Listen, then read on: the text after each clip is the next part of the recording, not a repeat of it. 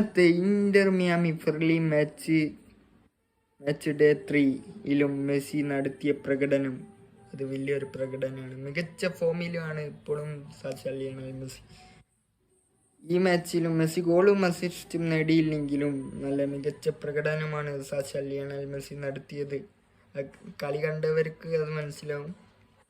അപ്പോൾ സുവാരസിൻ്റെ കൈമേലൊരു എതിർ ടീം രണ്ട് ഡിഫൻഡറെ കബളിപ്പിച്ചും ആ ഒരു പാസ് സുവാരസിൻ്റെ കാലുമലി എത്തിച്ചുകൊണ്ട് സുവാരസ് ഒരു ഷോട്ട് എടുക്കുന്നുണ്ടെങ്കിൽ പോലും അത് എതിർ ടീം ഗോൾ കീപ്പർ തൻ്റെ കൈകളിൽ സേഫായി ഒതുക്കുന്ന കാഴ്ചയാണ് നമ്മൾ കണ്ടത്.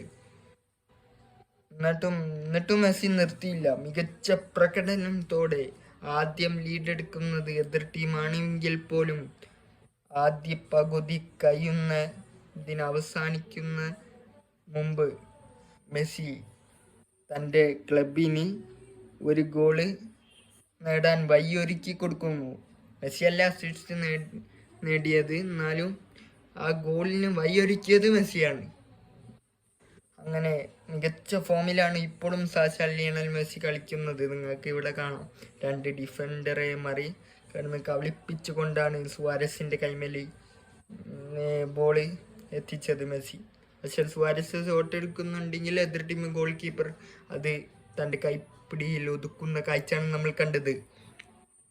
അങ്ങനെ മികച്ച ഫോമിലും ഇപ്പോഴും കളി തുടരുന്നു നമ്മുടെ ലിയണൽ മെസ്സി.